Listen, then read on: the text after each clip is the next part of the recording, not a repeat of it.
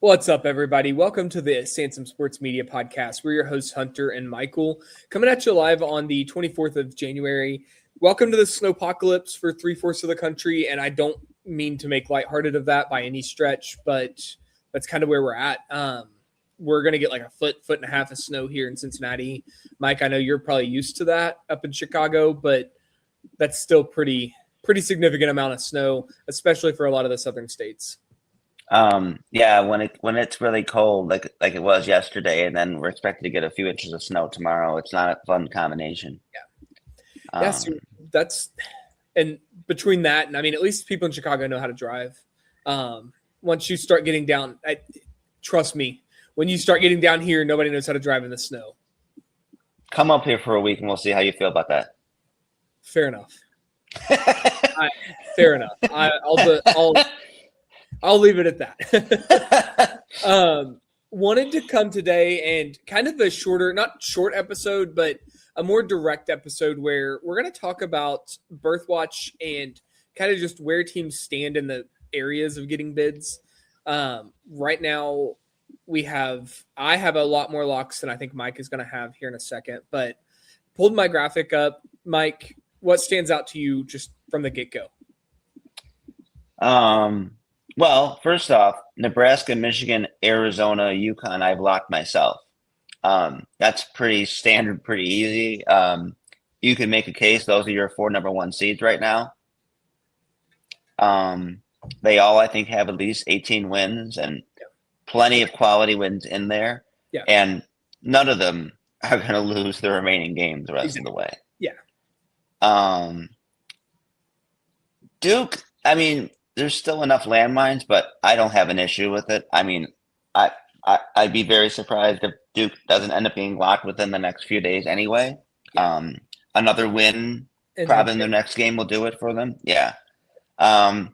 Purdue, I pretty much decided that whoever wins the Purdue-Illinois game is just going to get locked, so I'm just waiting for that. Yep. I thought, speaking of Illinois, that was a pretty good response without Boswell. Again, I mean, Maryland isn't very good, but that game was never really in doubt. Yeah, and I mean, Coit can put up a bunch of points for Maryland. So, I mean, being able to kind of hold Maryland down was good, especially without Boswell. And we'll see how they do at Mackey. I mean, Purdue's been a little suspect, to say the least. Lately, yeah. I mean, they certainly could have lost to USC. They did lose to UCLA, so and then, I mean, we'll see. Certainly could have lost to Iowa back at Mackey. Right. There's definitely opportunity here for Purdue to kind of show us that they're as strong as they look. With Purdue and kind of Duke that we've already talked about, both of them probably need another game before they can lose out, but I just don't see them not getting there, and that's kind of why they're locked for me. Which is fine. I feel the same about Houston and Iowa State. They could all be locked within the next couple days or so. Vanderbilt. I locked them when they were undefeated, and then they have collapsed. So yeah, that's where we're at with that one. What I did is I ended up locking Iowa State, Vanderbilt, Michigan, Nebraska when they were all, or Nebraska, not Michigan, when they were all undefeated. Obviously, Arizona's been a lock for a second. But then obviously Vanderbilt has really struggled down the stretch here. I don't think they're in any danger of missing the field, but I'm definitely doubting if they're a protected seed at this point. So what I wrote about Vanderbilt this morning was that, these teams are playing a lot of games on the next 8 days. Like they're almost all playing today and then another game in the middle of the week and then next weekend. But if Vanderbilt wins 2 out of 3 over the next 8 days or so, that'll do it for me. Yeah. That's probably the more conservative, justified lock status there. Understandable. Now the near locks, I think that's if I don't have Purdue, in lock, there's very much a near lock. Like I said, if whoever wins that Illinois Purdue game is going to get locked for me anyway. Michigan State is right there. That's what I have too. Clemson, North Carolina, Virginia. UNC should maybe be down in good shape rather than in the near lock. I'm still probably 3 wins from North Carolina. Most of these other teams are 1 to 2 wins away from being locks in that near lock category for me, though. So I have Virginia in near lock. Clemson and North Carolina I have in good shape along with SMU and Louisville. I do not have Miami there. Yeah, Miami should absolutely be on the bubble. That was a transcription error by yours truly. I'll have to fire an intern for that one. Okay. I mean, Miami doesn't have much other than a lot of wins against, frankly, teams that don't help their profile, and then taking a loss to, was it Florida State? Yes. That they lost at home? They lost to NC State at home this week. NC State. Yeah. Much better than – it was NC State. Much, much better than a Florida State loss. Their losses right now are at Georgetown, at Alabama, neutral BYU, and then home versus NC State. Oh, that's right, because I guess they got the mad version of NC State, didn't they? Yeah. And then Miami is the team that just lost to Florida State. Right. Which is why they should be down in the bubble instead of up in the good shape category. Yeah. Virginia metrics look great. I mean, we're talking top 15 metrics if you average them out there. Both predictive and resume based are great. BPI is a little bit of an outlier at 22, but they're in a really good spot in my opinion. 4 quad 1 wins, nothing outside of those, just the 2 losses. Yeah, they have a lot of landmines left, but this isn't a team that I expect to go lose a ton more games, and probably 2 wins away from a lock for me. Which team? I'm sorry? Virginia. Yeah. Oh, yeah. By the way, it is Florida State that Miami lost to. Yeah, I was talking about Clemson. Oh, okay. Yeah, Clemson lost NC State. Yep. No, Clemson I would have I think I still have them in good shape. I would have put them up to near lock had they not lost to NC State. Yeah, now they get back-to-back Q3 games with Georgia Tech and Pittsburgh, and neither of those are going to help. No. And all you can do is just avoid losing them. Obviously, you want to win big, but all that matters is getting out of Georgia or out of Atlanta, and then your home matchup with Pittsburgh there with a win. If they do that, I'm probably pretty comfortable to lock them with just 2 more Q3 games left. I think they could afford to drop one of those and still make it. So they will probably get locked if they win both of these 2 games. So if we start going kind of conference by conference here, Virginia Tech, I mean, I think they're in decent shape, but they do have a tough schedule by ACC standards. I mean, they got a lot of tough games on the road. Agreed. So we'll see how they handle that. They've lost some tough games, but sometimes that's all it takes to keep you out of the field. Yeah. And I mean, looking at them, 6-2 in quadrant 2 is really going to boost them up. But go inside of there, and the only really have is the win over Virginia at home. That is true. I mean, Syracuse was on the road. Cal was on the road, at home. Sorry. Providence is a solid win. I mean, some of these are decent wins. They're not headliners, but when you're talking a bubble team, you're not going to have headliner wins. When it comes to like the fringe there's a chance in theory. I have Syracuse, Notre Dame, Wake Forest. I don't know why I still have Notre Dame there, but I do. But it's not much better than that Wake Forest has now. You have to win games. You can't just stay close. Exactly. You know?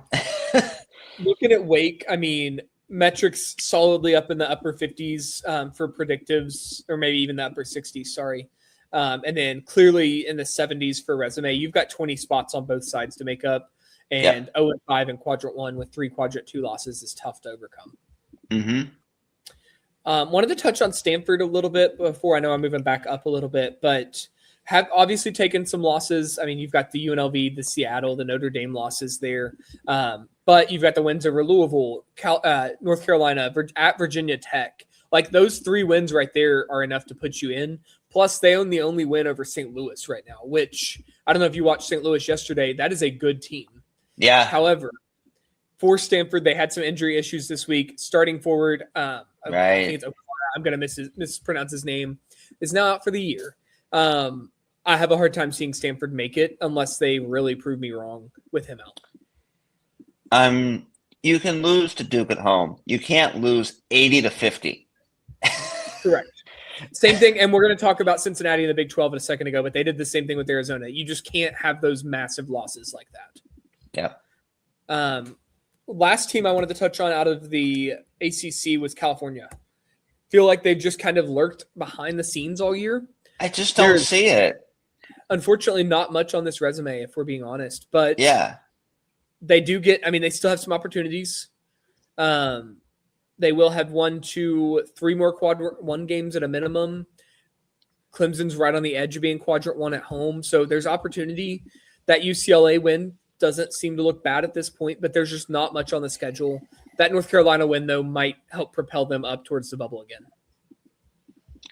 So this is just my ACC prediction, not a projection, just a prediction. Those locks and near locks, I think will all make it. I think Louisville and SMU will make it. And between Miami, NC State, Stanford, and Virginia Tech, I think 2 of the 4 will make it. Yeah. I don't know who. I'm just saying I think 2 of the 4. That's a fair. So how many? So that's 8. 8. That's about right. So, these bids have to go somewhere. And with the relative decrease of the SEC this year, that's opened up bids. And I'm sorry, I love the Miami of Ohio's or the George Masons or Santa Clara's. They have to walk such a fine line to get in that I don't see it. The fine line of winning all of your rest of the games almost. If you're Miami, you can afford 1 loss somewhere, and that includes the conference championship game. Right. So I'm sorry, but that's going to be tough. George Mason, St. St. George Mason could lose 1, maybe 2 games and still get some quad 1 wins and still be okay. Santa Clara probably is going to have to beat St. Mary's or Gonzaga and really might need 2 of those to get in. Well, they did beat St. Mary's at home already. Yeah. So, but I do think they're going to need to beat Gonzaga. I agree. Sorry to skip ahead there. Let's go back to the Big Ten. Yes. We talked about Nebraska, Michigan, Purdue, Michigan State, Illinois are both projected protected seeds. I think those 5 are pretty safe. Would love your thoughts on Wisconsin. So I also have Wisconsin in the good shape category. You can't knock what a win over Michigan on the road will do for your profile. And it is their entire profile. Yeah. But since then, they've done a good job of cleaning up where they need to. Yep. I think they've won 5 games in a row. Have they been against the likes of Michigan besides that? No, but they're not losing to NC State. They're not losing to Florida State. Correct. They're beating the Minnesotas and the Northwesterns in their conference. Yeah. That would hurt them if they lost. They picked up a road win over Penn State, 98-71. I know that Penn State is not good, but we watched Michigan. We've watched Purdue. We've watched some of these big schools go in there and struggle this year. And that game was never close. Was a trap game, and they just blew them out of the water. So that's really impressive, and it's something that they really needed. They also, in these 5, they've beaten UCLA, Michigan, and at Minnesota. Yeah. At Minnesota has not been an easy place to play. Ask your Indianas. It's not been fun. No. But just 1-5 in quadrant 1, they're going to have a string where they get 1, 2, 3, 4, 5 quad 1 games in a row.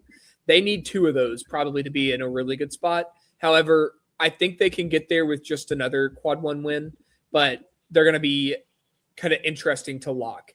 I will not lock Wisconsin until they pick up at least 1 more quadrant 1 win, and they probably need to pick up 2 more before they'll be safe. So Iowa, I do still have in good shape, almost purely on metrics. Yeah. But if you had a last 4 in of good shape, they might be the last of the last 4 in. Yeah.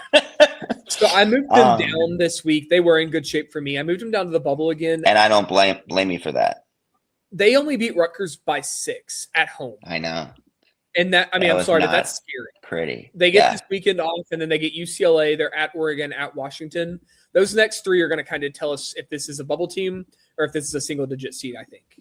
Yeah, Iowa Rutgers was not a game I had on my bingo card of having to pay attention to with 5 minutes left. What was it, Tuesday or Wednesday night? I think that was not what I was expecting. USC, it's kind of similar to Iowa. They have decent metrics, but I'm not really sure why. They've done what they're supposed to, and that's been it. And that's why we're talking about them at this point. Yeah. Honestly. But they're going to have to prove it against the better teams in the conference coming up here. And they didn't get it done against Purdue. They were close, but they didn't get it done. And they weren't close to beating Michigan or Michigan State. So they need to start picking up some quality wins within the league. Agreed. And non-conference, Seton Hall is your only good win of the year. And I'm sorry, but that's a bubble team quad one win. That's not your I beat Michigan on the road quad one win. So, yeah. And that loss to Northwestern is concerning to me. I wrote about it when I put my daily preview out, but Northwestern was desperate, not a great team at all, and a team that a tournament team should beat at home, and they didn't do it. Yeah, and that was Northwestern's first Big Ten win. Exactly. Yeah. USC has Wisconsin and Iowa back-to-back here. They're either going to move up to the good shape near lock area, or they're going to drop right back down to where they're last four in type of team if we're not careful. Ohio State, I also have on the bubble, had a great opportunity last night against Michigan, and we're right there for a while, and then it just got away. Kind of similar to what happened with Indiana against Michigan State. But what you see as a 20-point loss and then another loss after that. Yeah. And I think I actually have Indiana on the fringe. I think they have Purdue coming up. They do. If they don't win that one, I don't know where they're going to get the wins to make it. At some point, you run out of opportunity. I mean, they've only got 13 wins right now. Looking at their schedule, they have 3, 4, 5, 6, 7 quad one games left, and then just 4 outside of that. You're going to have to pick off at least 2 of those quad one games to get in the tournament. And this is not the strength of schedule that gets in with 17 or 18 wins. Correct. They're going to need, I think I have needing 6 or 7 more wins to get there. I guess if they win their remaining home games, that'll be good enough, but it's a lot to ask when you see who they have to play. That includes a win over Purdue, Wisconsin, Oregon, Northwestern, Michigan State, and Minnesota. How many of those games are they even favored by? Half of them? Probably. Maybe. I mean, they won't be favored against Purdue. No. It might be a toss-up with Wisconsin. Yeah. They'll be favored against Oregon, so there's 1. Sure. They should be favored against Northwestern and Minnesota, so there's 3. Sure. They won't be favored against Michigan State, though. Right. That's kind of my point. Yeah. And their road games, I mean, USC, UCLA, Ohio State, Purdue, Illinois, pick 3 games to win there. I don't see it. This is going to be a very tenuous spot for Indiana. I'm not certain, even if they run the table on their home games, that'll be enough. I think it will, but I'm not going to lock them based on it. Agreed. So we've talked a lot around UCLA. What are your thoughts on the Bruins? Boy, if they didn't have that Purdue win, I wasn't seeing much there. They have a chance now, but I guess they're on the edge of the cut line now, probably, right? Yeah, they're probably still in that next 4 out area for me. But a win over Purdue is one of the best wins on the bubble. They really don't have, though, the kind of clean profile that say Wisconsin has. No. That's the problem for UCLA. I mean, your best non-conference win is at Washington. That's not even non-conference anymore. Sorry. No, right. Arizona State is their best non-conference win, and that was a home game. And Arizona State is trending the wrong way themselves. Correct. And they have 5 quad one games remaining. 2 of those are at home. The others are on the road. Yep. Minnesota, Washington, I have as kind of fringy as well, but don't see it. Minnesota has yet to win a game in this tough stretch of 5 games. I think they get Penn State at some point in it, but otherwise, I think I said this a week and a half ago. If the only win in that stretch is Penn State, forget it. Great. Yeah. And I mean, it's a significant improvement for them to even be in this conversation. Right. But they definitely have work to do. Washington, I haven't seen it. Moving over to our lovely Big 12, which is clearly the best top-end conference in college basketball. Arizona, Houston, Iowa State, we already kind of discussed. I have Houston and Iowa State kind of preemptively locked. Yeah, which I don't blame you for. But they'll get there, kind of like Purdue and Michigan and Duke. Looking at Texas Tech, they play Houston today at home. If they win that, I will lock Texas Tech. I wouldn't blame you for that. And that probably sounds about right. Where do I? Yeah. I mean, I like to see 18 wins, but I don't have a problem with that. Part of it is I'm a little bit more preemptive with these top teams than I will be with these other teams that as we get later. Once we hit about like February 7 or 8, I get really like tedious with how I lock teams because collapses are just so frequent that I really want you to be at 18 or 19 wins before I lock you. But I don't have an issue with some of these top end teams. Mm-hmm. UCF is an interesting one. They're the only Big 12 team I have in good shape. So yeah, I agree. But I mean, Arizona and Iowa State back to back. The Arizona loss, I mean, they kept it competitive. I was kind of encouraged, but then they just got 30-balled by Iowa State to make up for it. We get Colorado, Arizona State now on the back end, so there's an opportunity there. However, if there's a loss there, I think I wrote that I might drop them down to the bubble if they lose one of those. Yeah, agreed. They have to win their next two, and they really probably will need to pick off one of these quad one games to get in. That was quite a game between TCU and Oklahoma State there on the bubble, with TCU scoring the last, I think, 9 or 10 points of the game, with Oklahoma State going scoreless in the last 4.5 minutes. Yes. And had some terrible possessions in that. Not to mention the final one where they rushed the ball up the court, called a timeout just to inbound the ball and take a fadeaway jumper with a hand in the face. That I think part of the reason why the putback was missed was I don't even think the shot was expected by the basket there, you know? No, that was horrible. They deserved to lose based off of that last sequence there. It was I know that the percentages say go for the three for the win, but that three, three is never going to be in the analytics. I think Oklahoma State is very, very scary to me. They don't have any good wins, but they also have avoided the really bad losses. Right. They have decent resume metrics, but terrible predictives. I'm interested to see if they can string together enough wins to get close. So Baylor, West Virginia, both of them I have as actually as part of the bubble team, but it is pretty tenuous. I'm not going to lie. So my fringe is probably a little bit higher than your fringe is. Mm-hmm. If I had to guess, I'm trying to keep that bubble to the teams that I'm like genuinely considering putting in the field, which is fair. Yeah. As far as the fringe ones that I have, it's Colorado, Arizona State, Kansas State, and Cincinnati, and I'm being very generous to Kansas State. Yeah, if they lose tonight, Kansas State can go ahead and be eliminated. Yeah, I don't see it. Same for Colorado and Arizona State. I really don't see any path for them. There's just not much there. They're not good teams. Exactly, and their metrics suck at this point. Like we're talking predictives in the 90s or 80s, and then resumes right there with it, close to 75 or 80. So those two teams for me are really just not there. Cincinnati, however, their predictives are a little bit better, and they now have a win over Iowa State, which is huge. However, there is a ton of work to do on this with this team.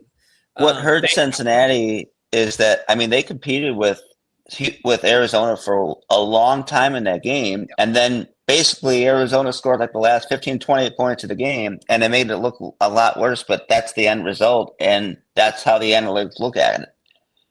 And that's so Cincinnati when you think about it.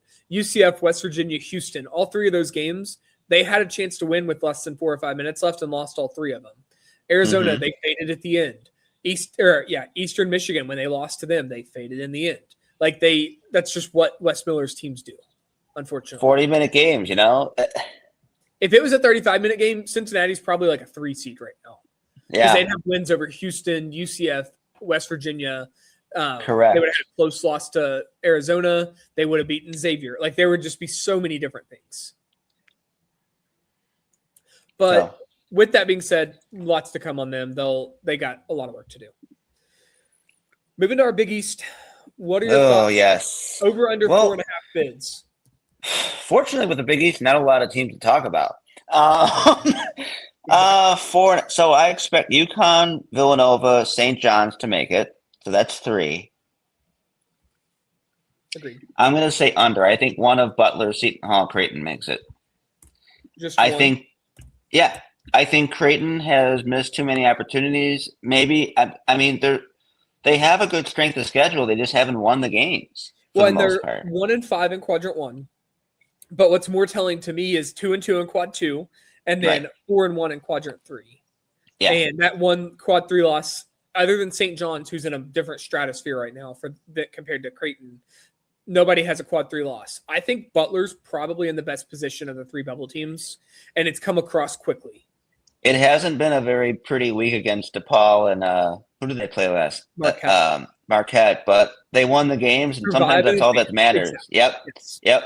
And now, I mean, you've got metrics averaging out in the low 40s, low 50s, upper 40s for resume, and then predictives right there with it in the low 40s. That's a tournament level team, especially with a solid 2 and 4 in quad 1. However, 2 and 3 in quad 2 does give me a little bit of pause. But that neutral court win over Virginia is a huge gift to them. It's aging like fine wine, yes. Yeah. So, and then having the win over Seton Hall, and then, Seton Hall had a great opportunity against St. John's to be right back in a good standing, and then just couldn't get it done in the final minutes there. If you're up double digits on a team at their home court, you have to close the deal, and they didn't. Seton Hall is probably going to look back at that game as the game that decided their season. Yep. However, 1 and 2 in quad 1, 4 and 3 in quad 2, nothing outside of that's any concern. They're in a decent spot, just they've got to get some wins at some point. Probably need 5 more wins to be comfortable. At least. If not more. That would get them to 19, so that's close. But other than that, there's nobody in the Big East to talk about. No, Xavier's not going to do it. No, you're not going to see a magical run out of DePaul. No. If we have 10-game win streaks down the season, we'll have a discussion. But you're not going to see that. Nothing I've seen from any of those teams suggests that they're going to win 10. Some of them may not win 10 total games. I mean, exactly. I guess they will, but 10 total Big East games, definitely. I don't think from a ton. No. Moving right along to our SEC teams. Vanderbilt, obviously, we kind of talked about. Alabama, Bediako coming back is the worst thing that I've seen in college sports this season. However, I don't blame Alabama for trying to take advantage of it. Everybody gets mad at the teams just like they did with Baylor, but why is it their fault for using all of their resources? Put rules in and enforce them. Yes. But Bama, it looks like Bediako is going to play against Tennessee today. I'll be very interested to see how they look tonight at 8:30 whenever they tip off. But Bama's in a great spot. I think so is Florida and Arkansas. I'm very close to locking Florida the more I look at the resume. However, they're just at 14 wins. I want to see a little bit more. Yeah. But they've got 5 quad 1 wins, no losses outside of quad 1. Vandy, Arkansas, Alabama, Florida are all my near locks from the SEC. Yep. Tennessee, I had to drop to good shape. I mean, the Houston win is great, but what else? Haven't looked great lately. Yeah. Well, and now Syracuse is a Q2 loss instead of a Q1. So these little things like that add up when you're talking a thin resume like they've got. And you see who they have to play on the road this week? Coming up here? I mean, this is rough. Bama, Alabama. Bama, Georgia, Auburn. Damn. Yeah. Yeah, that's a tough schedule. I don't think they have a road win yet. So if they lose to Alabama and Georgia, they'll be 0-5 in road games. Yep, they're 0-3 right now, and then 2-2 neutral. So yeah, they're going to have to do something. I do think they'll get in, but I think we're going to be kind of sweating them for a little bit. Might be. What are your thoughts on the Fighting Cats? Trending upwards, and I think I put the either splitting their next couple games, and I think winning maybe their home game that they have this weekend would put them up to good shape. But they're right there for me. Agreed. Ole Miss today tipped off about 30 minutes ago. At Vanderbilt, at Arkansas are the next 2. If they go 2-1 in those next 3 games, they're in a really good spot. Yeah. If they go 3-0, I might move them to near lock. And I think I mentioned that too. Yeah. Vanderbilt, Arkansas would be huge. Now, when we get into the teams in that bubble range that you have, Yep. I think I have all of them in the same section except for Texas. I have Texas down in the fringe, but I feel pretty good for now about Auburn. Like above 50%, but not quite to 60 yet. That's fair.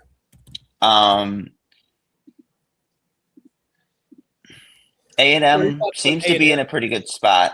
They're in a pretty good spot now. I mean, I was looking today. They haven't lost a game in regulation since mid-November. Yep. Yeah. And then LSU kind of feels like Oklahoma State over in the Big 12. Yeah. It's a very empty resume. 1-5 in Quadrant 1. They do have a Q3 loss. They've got solid metrics, but their resume metrics are starting to slip down to an average close to 60, where they used to be up in closer to 30. But their predictives are still hovering strong there in the 40s. It's going to be an interesting bubble season for them. They're going to be on the bubble, I think, the rest of the year. They're just having a hard time winning games in their league. And 6-12 is not going to do it this year, folks. Correct. And you could say the same exact thing about Oklahoma, who is 1-5 as well. I mean, just brutal from those two schools to start SEC play this year. Some games were competitive, some were not. I think LSU just played Florida. That was never close. Yeah. I don't know. I mean, you have the loss to the likes of South Carolina at home. I mean, that's hard to overcome when you've got the SEC team to play. And their schedule has not been as hard as it will get either. So they're gonna find out real quick. Mississippi State just about on their last leg. I don't see it. Agreed. Mississippi or Ole Miss is playing now. They're down by 3 against UK. They almost have to beat UK and Rupp to have really any shot. Let me count the teams that you have in the non-Power 5 teams just to mention there. 3, 8, 10, 13. I think I have somewhere in the neighborhood of maybe 19 or 20, maybe less, but not many. You probably added the likes of like the Murray States and some of those other teams like that.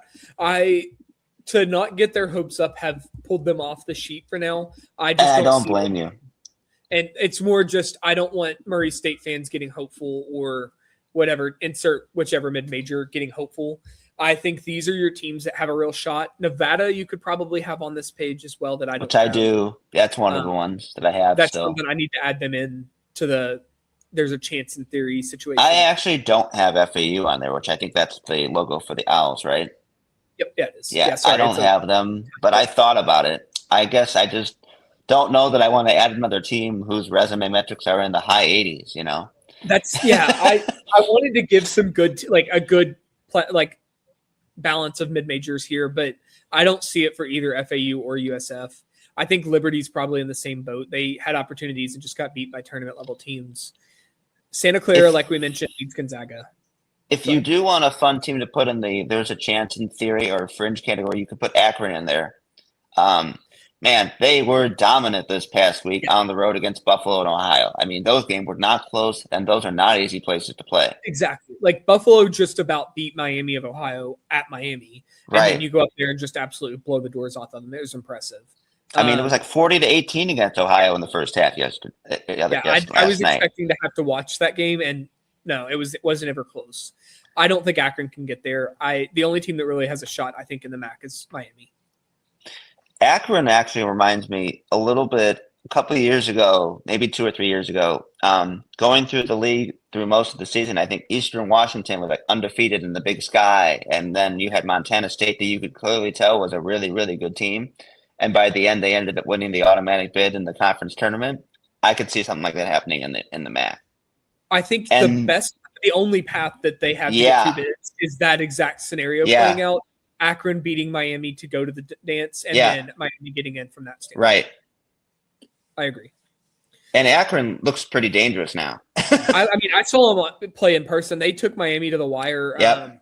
Really, there were a couple of just brutal mental mistakes towards the end of the game that they lost that game. But really, Miami probably should have lost that one. Utah State. Let's talk about. Go ahead. Yeah, go ahead. I was going to mention Utah State and San Diego State, but we can go with Utah State. That was a huge come from behind win last night against I was Colorado going to State. say that, yeah, I might move them to good shape again. They're right there. They're on the upper echelon of the bubble. You could argue they're in good shape. I do think they get there. They've got a big record, and I'm sorry, but losing to Grand Canyon's not that bad. We just saw Grand Canyon do it to San Diego State as well. So it is what it is. Now, losing to a team like UNLV, like New Mexico did, is much worse. Yeah. What are your thoughts on the Aztecs? Aztecs. That was a tough way to end that game against Grand Canyon. I mean, it was kind of back and forth all game. It's a tough, and you hate to see a game decided by a foul. Was it a foul? Was it not? It's hard to tell. When your arms come down towards the defender, you almost always get whistled for it, right or wrong. If you're not vertical, it's a foul. You teach bigs that from grade school on up, and if you're not straight up and down, it's a foul. I'm okay with them calling it if they're not vertical. Think of it like in football where the defender trying to guard the receiver doesn't look for the ball and there's an interference call. It's kind of like that. Whether it is or not, if you don't look for the ball, if you don't go vertical, it's going to be a foul. I agree. But that was tough. They still have a chance, but they're going to have to win the vast majority of the rest of the games. The one thing that San Diego State might have going for them is, of all the Mountain West teams in recent years that have kind of the name recognition, it's them. Yeah. Them and New Mexico both kind of have that name recognition a little bit, where they get a little bump, kind of like you see at a bigger scale, like Kentucky or Villanova or Duke or North Carolina get that bump. San Diego State, New Mexico are the two out there that get that. Man, George Mason and St. Louis, for teams with such great records, and I'm sure it's same issues that Miami, Ohio went into, but the strength of schedule is so awful. Yeah. I'm sure they tried to play teams that just didn't want to, but man. I wanted to move St. Louis up to a near lock. I really did, but you can't, with the schedule they've played, you can't do it. They're in a very similar shape to Miami, but they have a decent win or two on the top end, and the A-10 is much stronger. So that's the only reason that they're different spots. But St. Louis takes 2 losses, and suddenly they're maybe even out with how bad their schedule is going to be. Right. Any other thoughts? Any other teams that you wanted to mention that I don't have on my sheet that you had on yours that you think have a shot? Well,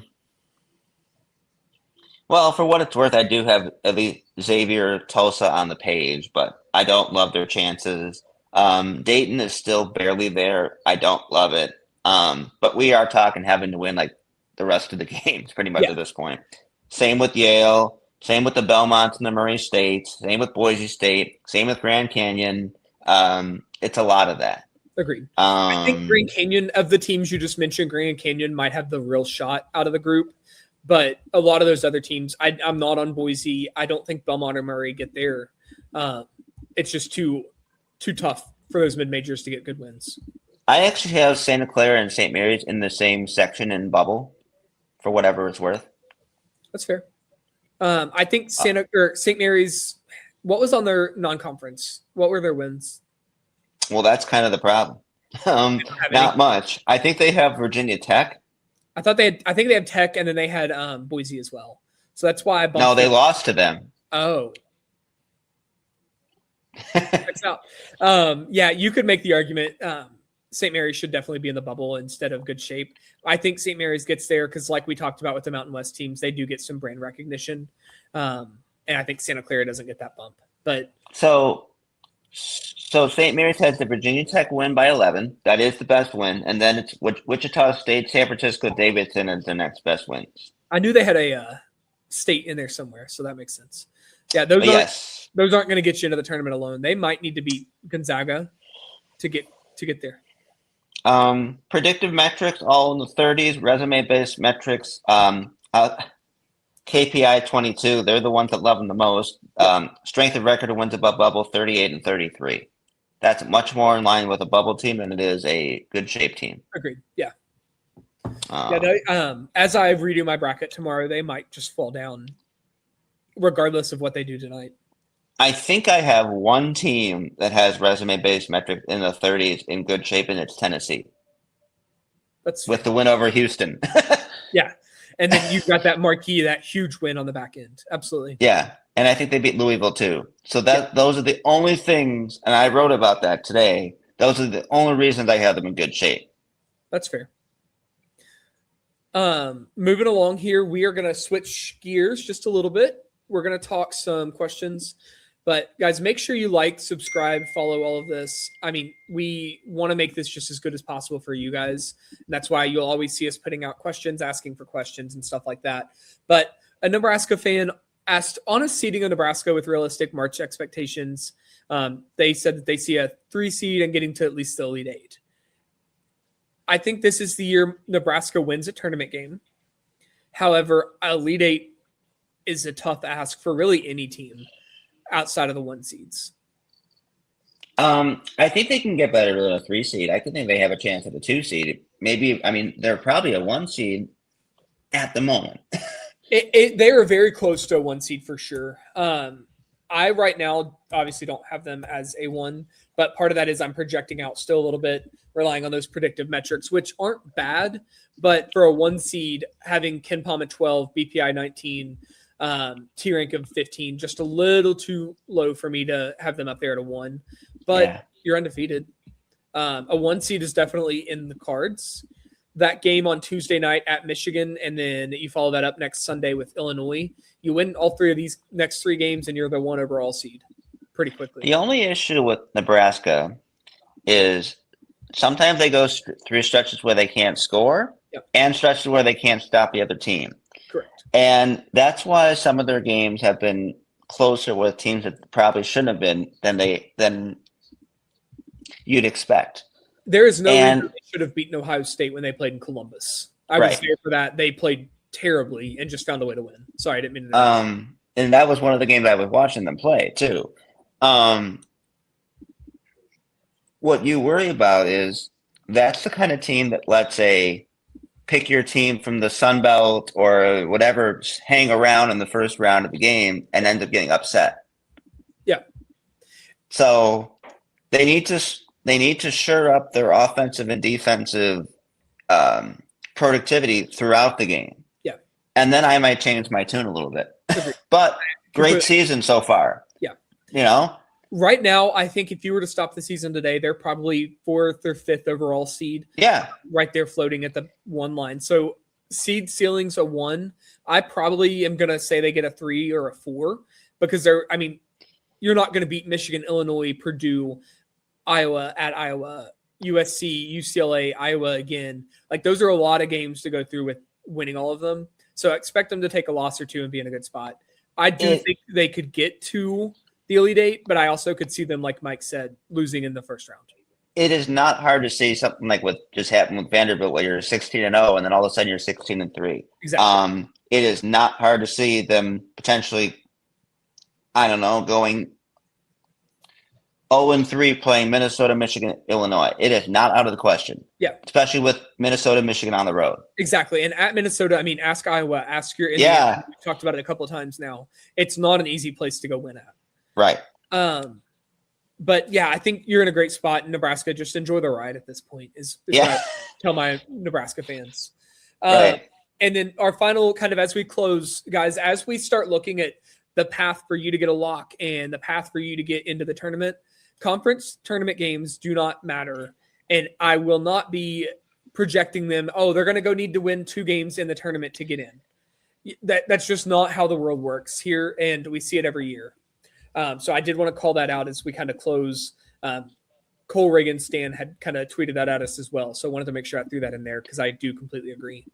Didn't Texas kind of lose like the first game of their conference tournament last year and still got in, 17-15, whatever it was? 12-15 against Q1 through 3? Completely undeserving and got in. Yes. Yeah.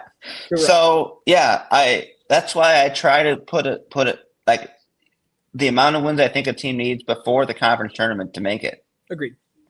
And I will, you're going to hear that a lot more from us, and we'll have more examples kind of as we go through. But Texas last year is a great example of that. I will say a bad loss in the conference tournament is more likely to hurt you than a good win, and it is likely to help you. 100%. You can just ask any mid-major about that. Yeah. Yeah, the proverbial landmines seem to hurt teams a lot more than anything else. But we'll be back with more on that in the coming weeks and as we get closer to tournament time. Anything else that you can think of, Mike, that you wanted to mention? I think we're about there. Sounds good, guys. We will talk to you guys next week, and enjoy today and stay safe out in the snow, guys. Thank you. Thanks, everyone.